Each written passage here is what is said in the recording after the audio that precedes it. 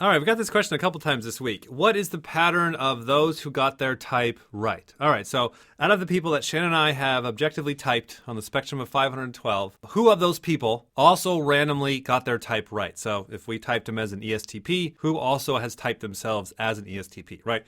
It seems to be about 90% of people or so don't. They obviously get themselves backwards, upside down, or looking at some kind of mirror of themselves, right? Just like Carl Jung says we all do. Yay. What's causing the majority of people to get their type upside down in a intense way, I say would be these two things. So here we go. Ready? Number one, the longer they're in the personality community, the worse.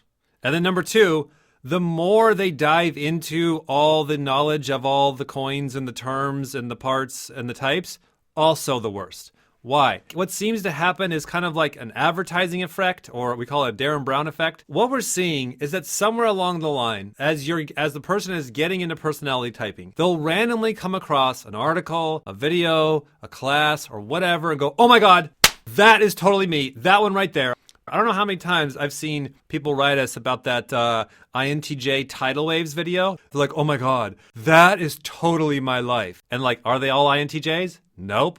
But that's the deal. Like, people will just do the age-old thing of like, I read something, I saw something, you don't even know. I totally relate to that. That is so cool. That is me. And that's it. It's just a split-second, emotional, unconscious decision. I related to that thing, therefore it's me. Speaking of Darren Brown, it's the same thing that you see in the Darren Brown video where he sends all the suckers the exact same personality profile, and everybody goes, oh my God, this is totally me. Same deal, same mechanism. And just like Darren Brown, 90% of people fell for it. Same thing we're seeing in the personality community. Everybody relates to something randomly and then thinks it's their type, right? Okay, let's say you don't want to be part of the 90% or whatever the numbers are that get themselves all upside down and backwards, just like psychology has been saying for decades. The first thing that I would say, if you really wanted to not be like everybody else, is first of all, plan on it. You randomly, unconsciously locking onto some type or some part that most likely is opposite of you, and you're going to automatically think and swear up and down, oh my God, you don't even know this is me, right?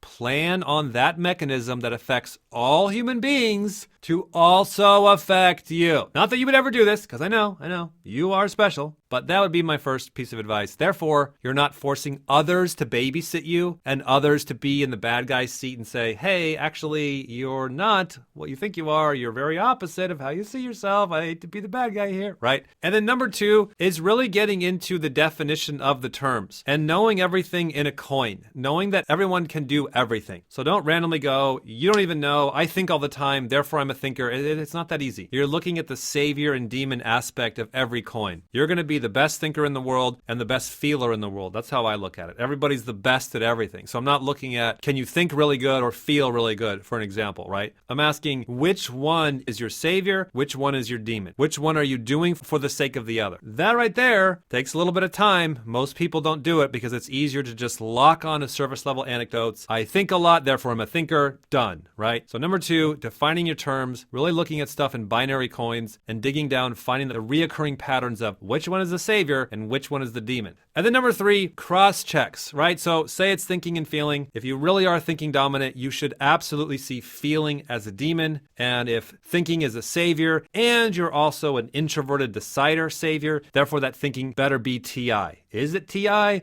Now you're doing TI versus FE. You're looking for the cross checks of the coins. It takes some time. You got to do the math, we call it. And along those lines, you should be seeing the predictable outcomes. If you really have TI as a savior and FE as a demon, are you getting the same reoccurring life tidal waves according to your friends and family? Not you, right? Because you're going to twist the story of all the bad things that are happening to you. You want to get that outside perspective of, hey, if I have TI first and FE last or whatever, is my life really about I'm a selfish ass and I'm always leaving the tribe out to dry, right? And then you got to let the outside world decide that, not you, right? Those are the kind of big three things that we're always looking for. Don't feel bad about yourself. We all type ourselves upside down, backwards. This is what Carl Jung has been saying. It's a real weird thing for the psychology of your brain to look back on itself. It's a very weird, spooky thing to see your true type, but you can do it. Go slow, work with others, define your terms, etc., etc. But most of all, really plan on your brain playing tricks with you.